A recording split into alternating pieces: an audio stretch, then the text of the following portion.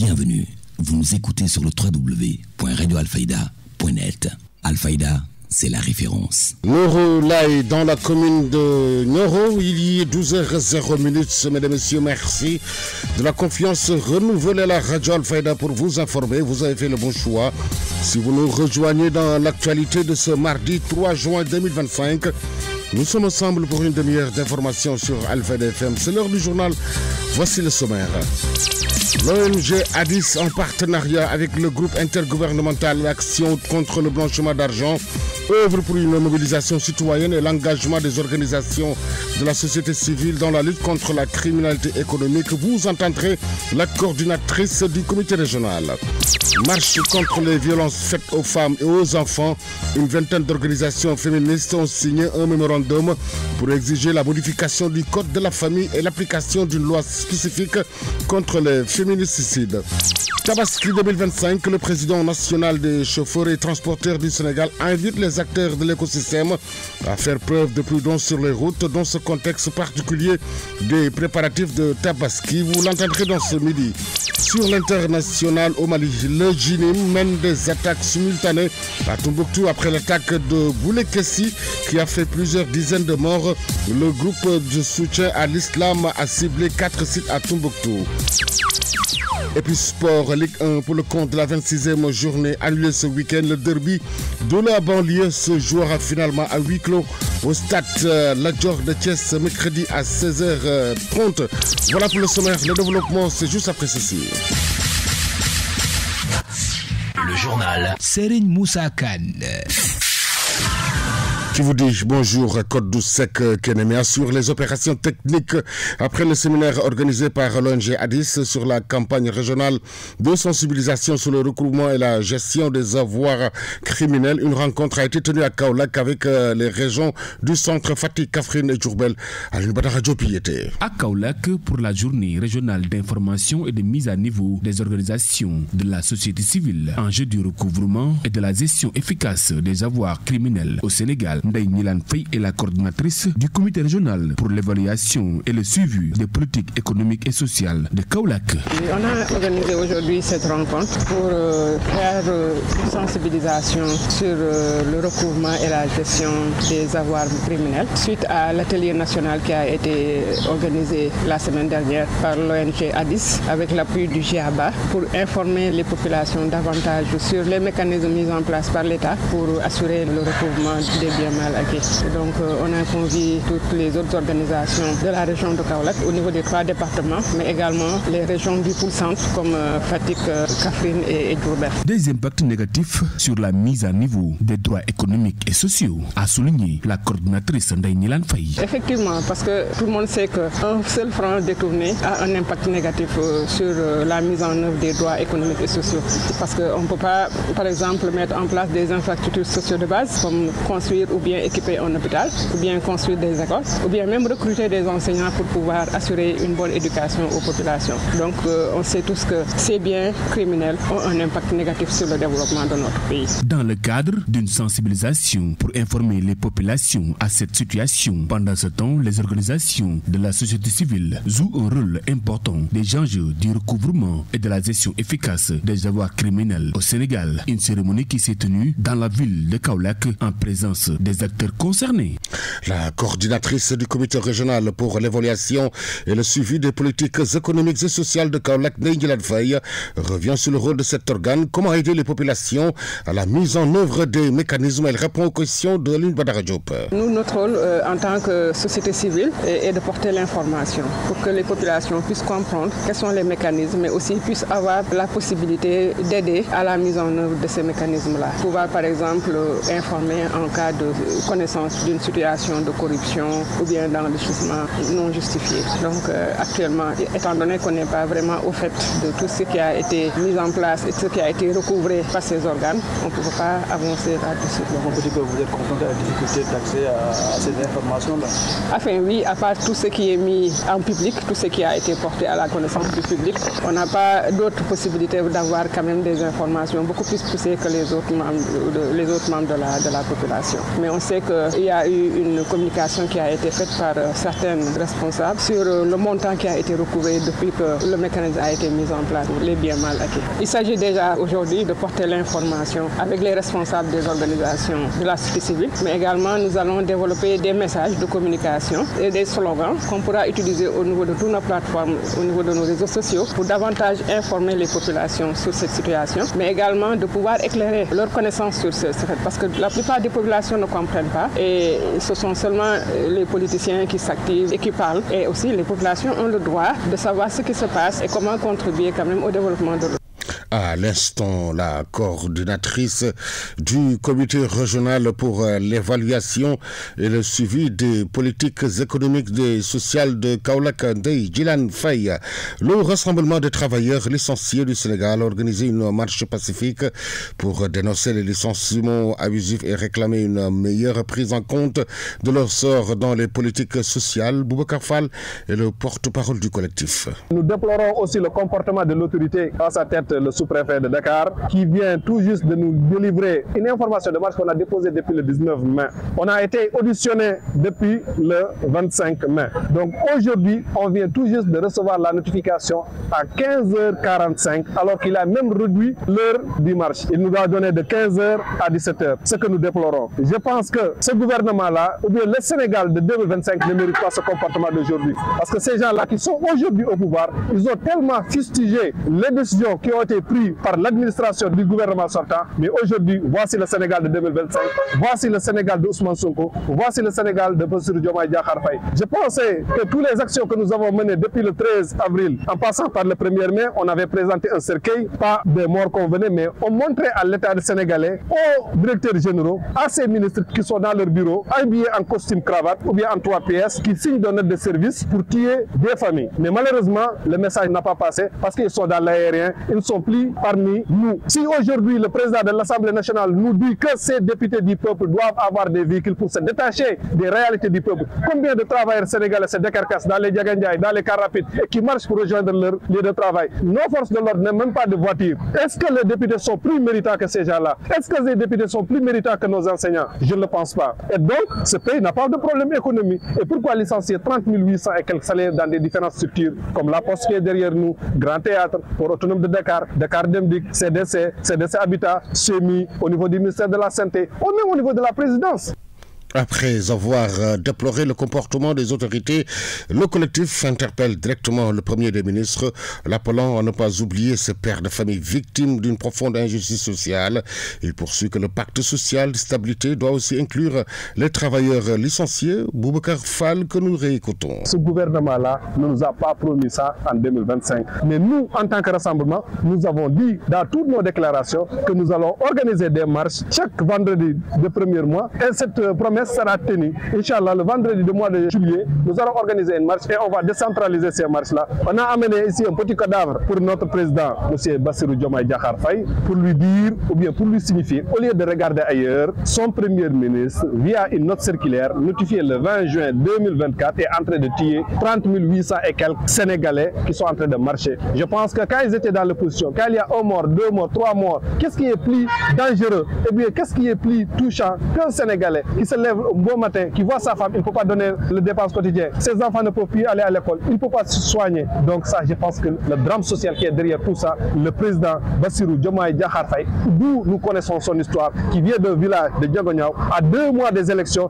il ne rêvait même pas d'être président de la République. Mais aujourd'hui, en 10 jours, le bon Dieu lui a donné tous ses pouvoirs. En 17 ans de service, en un seul jour, il a atteint la station pinacle d'un pays où il décide aujourd'hui de gracier, de nominer qui il veut parmi les 18 millions de Sénégalais. Donc, nous lançons un appel de recevoir le rassemblement des travailleurs et de réintégrer ces travailleurs le plus rapidement possible pour qu'un pacte social stable. Nous lançons un appel à ces centrales syndicats qui ont signé un pacte suicidaire le 1er mai. Je pense qu'ils ont signé ce pacte. La réintégration des travailleurs qui figure à la page 8 du pacte, ils ont demandé notre réintégration. Mais la réintégration de ces travailleurs doit être une réclamation, mais pas des revendications. Mais depuis le 1er mai, ils sont dans les hôtels à Somone jusqu'à nos jours et le 2 juin, ils seront à Genève pour manger leur argent et laisser les travailleurs qui nous ont permis d'avoir tous ces privilèges-là.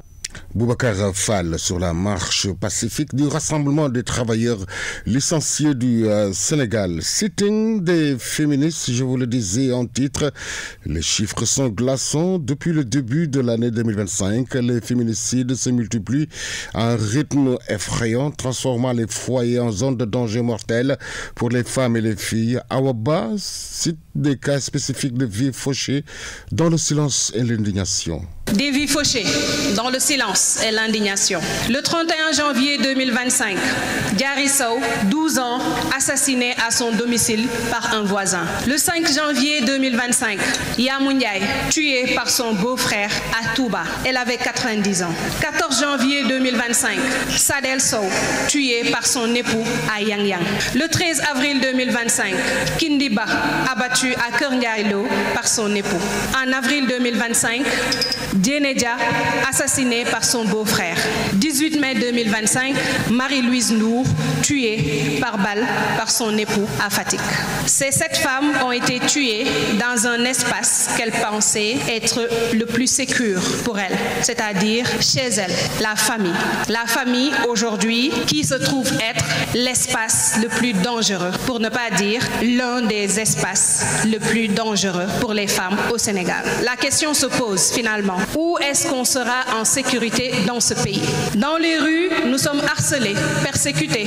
Dans les rues, nous sommes agressés, violés, violentés. Dans nos maisons, nous sommes violés avec le neupel, mais nous sommes également tués. Et jusqu'à présent, aucune réaction de nos autorités qui sont censées nous sécuriser.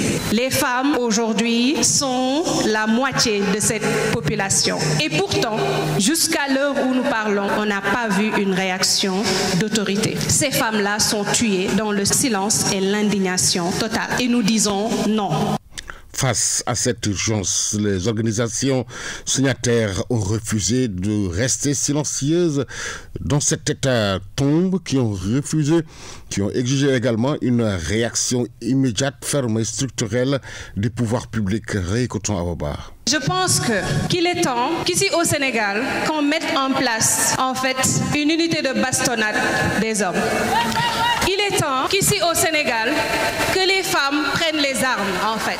Parce que si on ne prend pas les armes, on risque toutes en fait d'être tuées. Il faut qu'on soit sûr et qu'on soit vraiment très droite sur nos bottes pour savoir et se rendre compte et être consciente que personne, je dis bien personne, ne viendra nous sauver dans ce pays-là. Les hommes, tout ce qui les intéresse, c'est le pouvoir et les privilèges. Ils ne sont pas prêts à quitter ces pouvoirs et ces privilèges. Il ne faut même pas rêver. Donc, prenons les armes et luttons pour notre sécurité et notre survie. Les armes contre le patriarcat. Le patriarcat tue, et si on ne réagit pas et on ne fait rien, nous aussi on risque de... Les armes contre le patriarcat. Les armes contre le patriarcat. Les armes contre le patriarcat. Les armes contre le patriarcat. Les armes contre le patriarcat. Abat le patriarcat. Abat le patriarcat. Abat le patriarcat. Abat le patriarcat. Le patriarcat tue dans ce pays.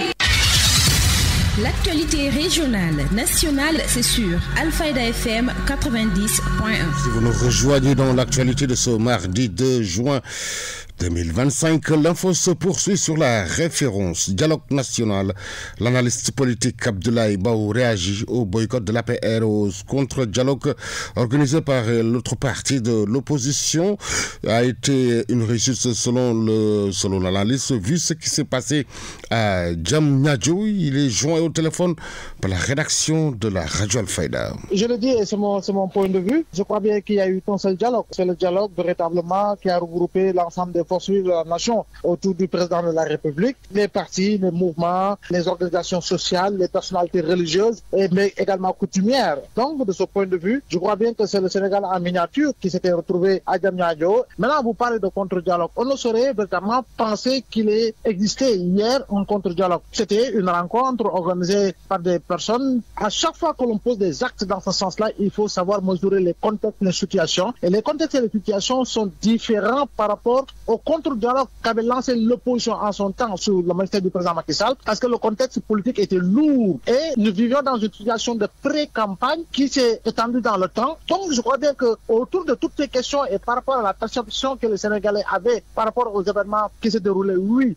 cette opposition pouvait être entendue. Maintenant, le dialogue, quand on voit ce qui s'est passé, même l'Alliance pour la République qui dit avoir boycotté, quelque part, c'est véritablement la moitié de l'Alliance pour la République, quelque part, qui était, compte tenu des figures marquantes et qui ont véritablement été des pontes dans le régime du président Macky Sall.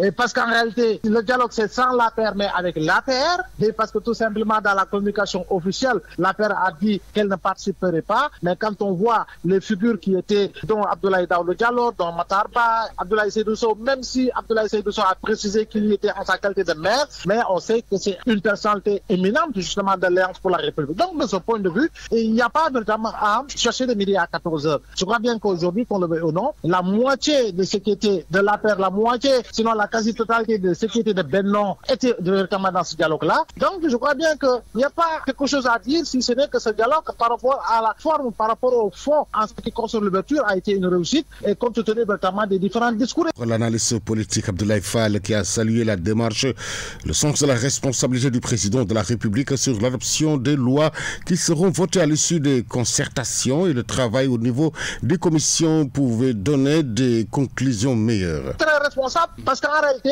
ce sont les questions qui intéressent le Sénégal par rapport à sa marche en avant, mais par rapport aux solutions à trouver, à chercher pour véritablement maintenir la paix, la stabilité, autant politique que sociale. Je crois bien que le président de la République, en appelant à ce dialogue-là, a tenu compte véritablement d'aspects importants qui pourraient véritablement nous faire oublier un tout petit peu le code consensuel de 92, parce que tout le monde est nostalgique, nous rappelait véritablement de ce qu'avait fait Abdou Diouf en indiquant qu'il n'enlèverait point véritablement de virgule par rapport à tout ce qui a été entendu autour véritablement de ceux-là qui dialoguaient. Donc de ce point de vue-là, au même titre que le dialogue de 92, le président Diomaye aujourd'hui a tout ce qu'il faut, les leviers à main pour faire mieux et plus que ce qu'avait fait Abdou Diouf autour du code consensuel de 92, en allant dans le sens également de dire qu'il n'enlèverait aucun point, aucune ponctuation par rapport véritablement à tout ce qui a été trouvé comme accord et véritablement aller dans le sens de donner beaucoup plus de contenu au point des désaccords pour que l'on ait autant d'accords, plus et mieux qu'en 92, afin de construire un autre Sénégal dans l'espace et dans le temps, dans la durée, par rapport véritablement à tout ce qui est considéré comme soubresaut en période véritablement de pré-campagne électorale, parce que tout se passe malheureusement en période de pré-campagne. Le dialogue est bien parti et que le président lui-même dans son discours l'a dit, l'a rappelé, l'a clarifié, l'a clamé, l'a exclamé. Donc de ce point de vue-là, on se dit que oui, si réellement tout le monde est sincère par rapport au souhait de participer, au souhait véritablement de chercher à trouver des solutions, oui, le travail au niveau des commissions pourrait donner des conclusions qui pourraient permettre au Sénégal de sortir de ces travers liés à des débats à chaque fois que l'on approche d'une élection, et quelle que soit par ailleurs la nature de l'élection, et notamment que l'on ait une projection d'ici 15 ans, d'ici 20 ans, l'on ne touchera plus à certains acquis parce que tout simplement on aura trouvé véritablement les solutions les meilleures. Analyse politique. Lumbel Kelly, Lumbel Pel, il est 12h, bientôt 20 minutes. Vous suivez le journal.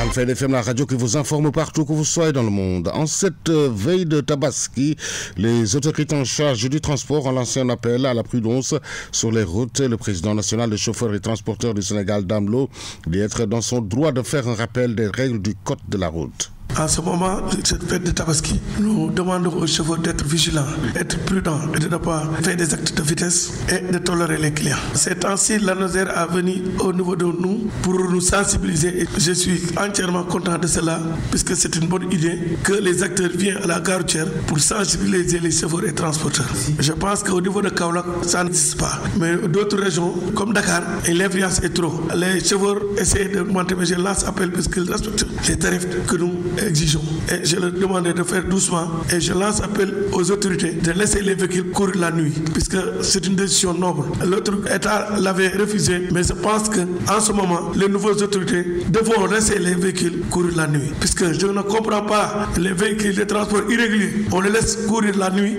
et ne pas laisser les véhicules en transport courir la nuit. Je lance un appel au ministre du Transport. Je pense qu'il va régler notre problème et même le Premier ministre et le Président de la République. Le comportement des chauffeurs, on les sensibilise. service, puisqu'il respecte les clients, respecte le code de la route, puisque un chauffeur doit respecter les normes que le code de la route lui a imposées. Je pense qu'ils vont faire cela et nous continuons de les sensibiliser. Le président national des chauffeurs et transporteurs du Sénégal, Dame Lo, que vous venez d'entendre.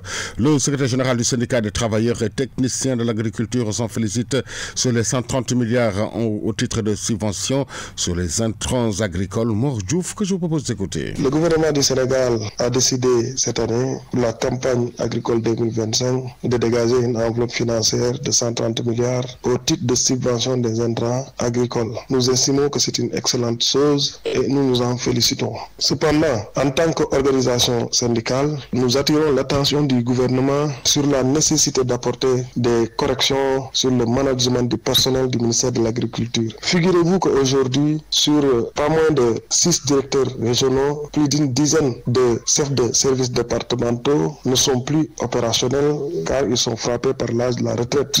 S'y ajoute également un déficit criard de personnel de techniciens agricoles. Sur beaucoup de départements stratégiques, on n'y trouve qu'un seul agent technique. Et cela a un impact négatif sur le suivi de la mise en place des intrants, sur le suivi de la campagne, sur le suivi même phytosanitaire et sur l'ensemble des activités que le technicien agricole doit mener dans son département. S'y ajoute également aujourd'hui, on est au mois de mai et les résultats des statistiques agricoles de l'année dernière ne sont toujours pas publiés. Ça, c'est un réel problème. Également, il y a aussi la problématique liée à la DPV. Nous le savons, l'État a fait des acquisitions sur le matériel de traitement, mais les mesures d'accompagnement, notamment sur le matériel de protection des applicateurs, n'est pas effective. Donc c'est pourquoi nous demandons au gouvernement du Sénégal, pour que cet argent soit utilisé à bon escient, pour que la campagne soit un succès, il va falloir que des mesures urgentes soient prises pour apporter des corrections sur le management du personnel du ministère de l'Agriculture, qui est actuellement un gros problème.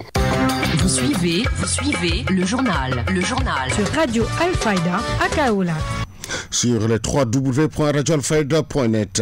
Kayemor, dans le département de Nioro, le monde éducatif a assisté aux activités du gouvernement scolaire du collège.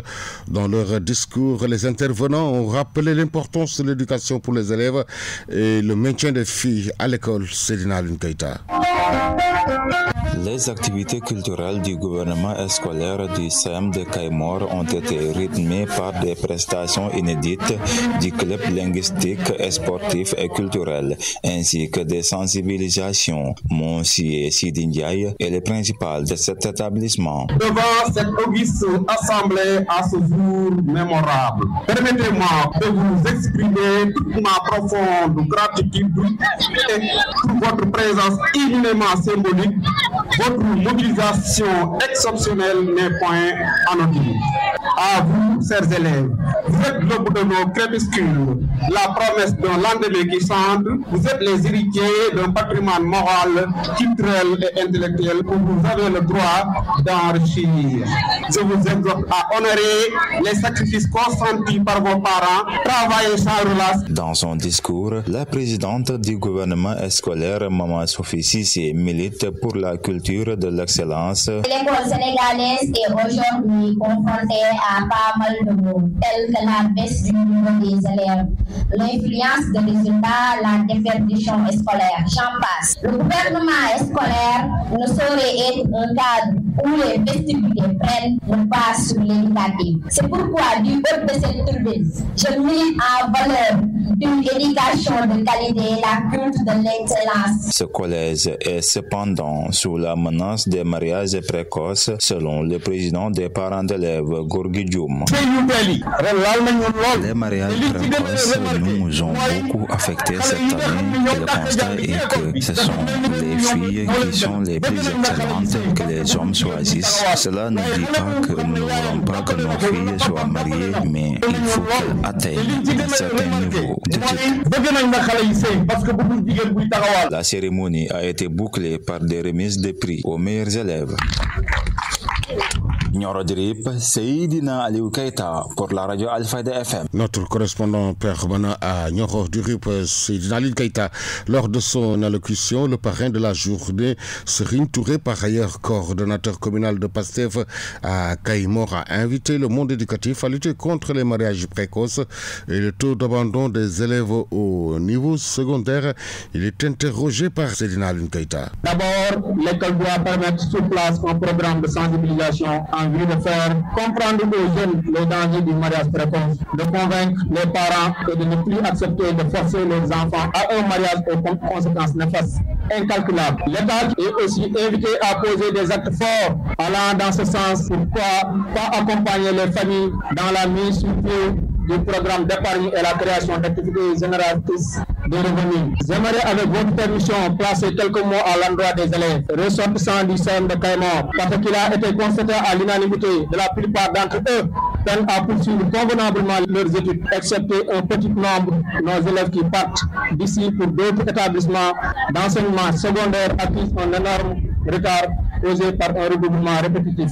Je ne sais quoi qui pousse une bonne partie à déserter les classes avant la terminale. Ce constat amer mérite une réflexion pour déterminer les vraies raisons qui indisposent nos frères et sœurs aux études secondaires. Paradoxalement, chaque année, le CEM de Kayemor enregistre d'excellents résultats au BFM, loin de toute stigmatisation et m'inscrivant en faux contre toute idée de dénigration des enseignants. Que vous disposez, mon intention demeure de formuler des inquiétudes pour qu'ensemble on essaie de trouver des solutions dans le but de donner à notre collège la réputation qui est la sienne. Je demeure convaincu de la sincérité de l'engagement de son Excellence M. Bassirou Diomaye Diakhar Faye et de son Premier ministre M. Ousmane Sonko à sortir de l'école sénégalaise du Boum, où elle a été prolongée depuis des décennies.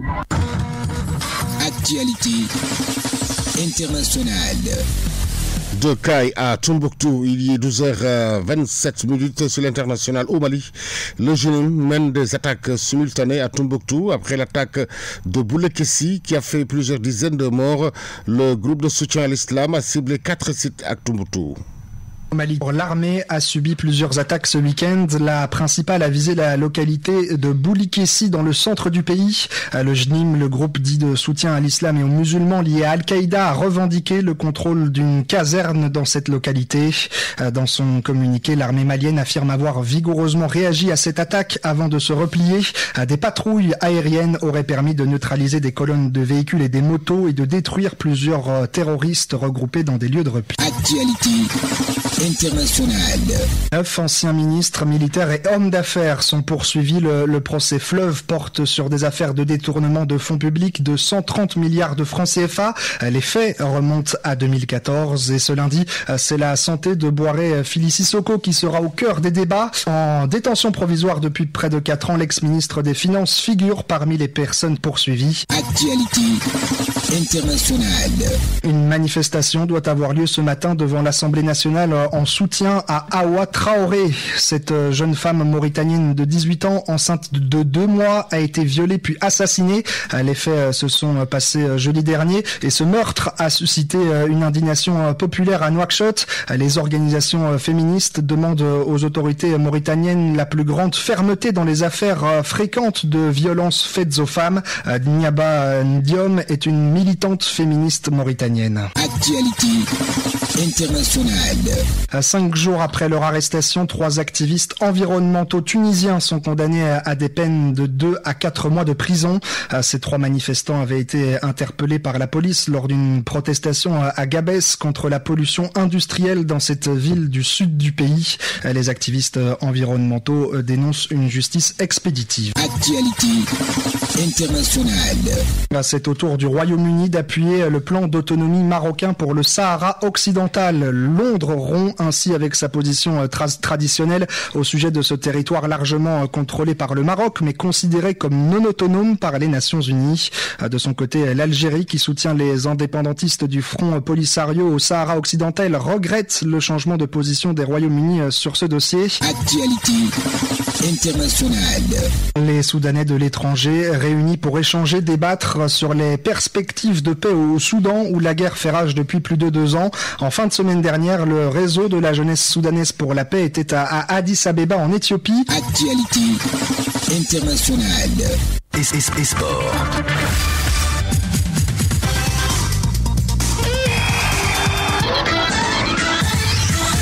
Une page sportive que nous ouvrons avec la suite de la 26e journée de la Ligue 2 hier. Amitié FC a battu le Djambar 3-0. National 1 dans la poule B, 22e journée. Kermadjorba de Kono de Louga 2-1. AF Darous Salam s'incline devant Africa Foot 0-3. Ayo Agnam Bahmour Petite Côte 1-0. Yogo et Bulldozer FC ont fait match nul. Blond 0 partout. Jeanne d'Arc s'incline devant Port 1-2. Joc et Avenir de Dakar ont fait match nul 1 partout. Ce soir, Asfa joue Université de Saint-Louis à 17h au stade des Parcelles Assainies.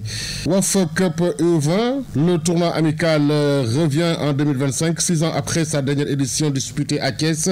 La compétition est prévue du 15 au 30 juin 2025 au Ghana, avec 13 pays qui prendront part à ce tournoi. Il s'agit du Ghana, du Togo, Gambie, Libéria, Nigeria, Burkina Faso, Mali, Niger, Guinée, Sénégal, Sierra Leone, Côte d'Ivoire et du Bénin. Voici la composition des groupes. Dans la groupe A, Ghana, Togo, Gambie, Libéria. Groupe B, Nigeria, Burkina Faso, Mali, Niger, Guinée. Groupe C, Sénégal, Sierra Leone, Côte d'Ivoire, Bénin.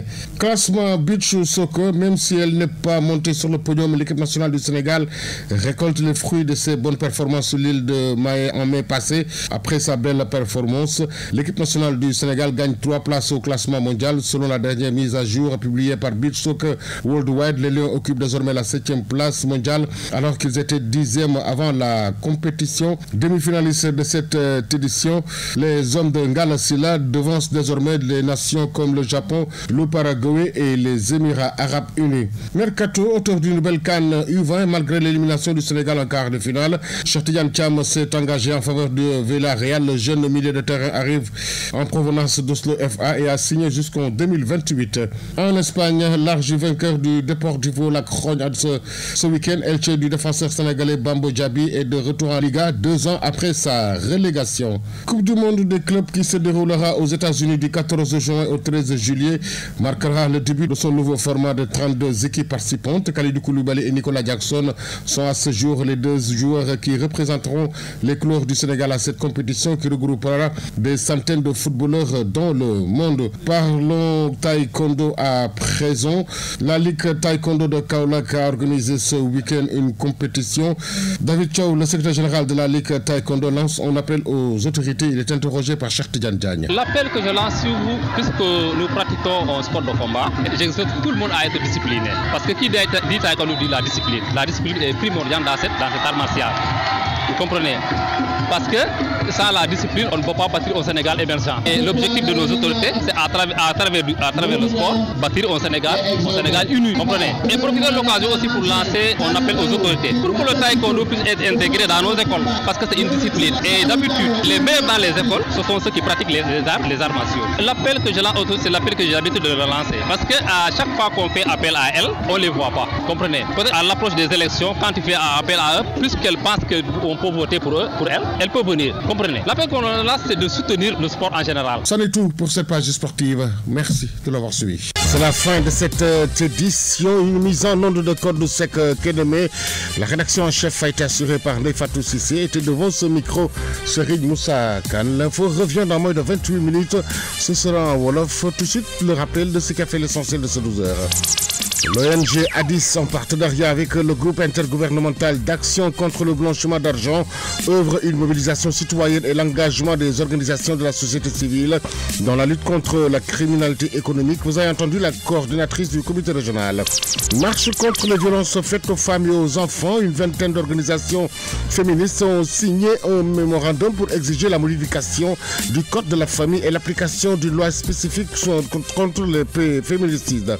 Tabaski 2025, le président national des chauffeurs et transporteurs du Sénégal invite les acteurs de l'économie à faire preuve de prudence sur les routes dans ce contexte particulier des préparatifs de la fête de Tabaski. Vous avez entendu son président Dame Lo sur l'international au Mali. Le Djinni mène des attaques simultanées à Tombouctou.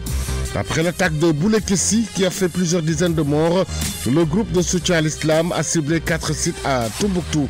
Et puis sport, Ligue 1 pour le compte de la 26e journée annulée ce week-end. Le derby de la banlieue se jouera finalement à huis clos au stade La Dior de Thiès mercredi à 16h30. Mesdames et messieurs, merci d'avoir été avec nous. Excellent des programmes sur la 90.1. Le journal. Serigne Moussa Kane.